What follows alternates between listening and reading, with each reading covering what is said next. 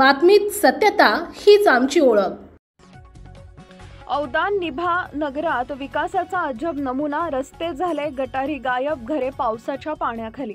गटारींअभावी पावसाच्या पाण्याचा निचरा होईना। प्रशासनाच्या नियोजन शून्य कारभारावर नागरिकांचा संताप।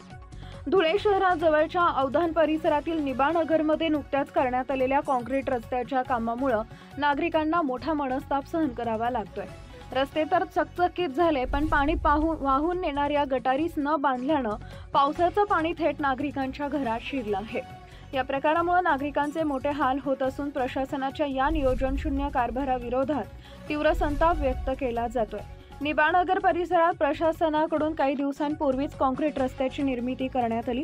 या विकास कामामुळे नागरिकांनी सुरुवातीला समाधान व्यक्त केले होते, मात्र हे रस्ते तयार करताना पाणी वाहून जाण्यासाठी आवश्यक असलेल्या गटारींकडे पूर्णपणे दुर्लक्ष करण्यात आले। याचा परिणाम म्हणून नुकत्याच झालेल्या पावसामुळे रस्त्यावर साचलेलं पाणी जाण्यास जागाच उरली नाही।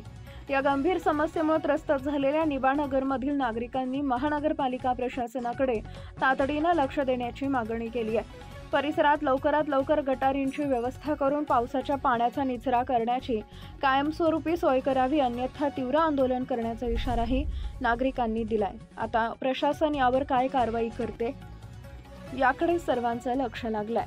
उपसंपादक अशोक गिरासे। आपल्या परिसरातील महत्त्वाच्या बातम्या पाहण्यासाठी आजच आमच्या JBTV न्यूज चॅनलला YouTube वर सबस्क्राइब करा आणि बेल आयकॉन प्रेस करा।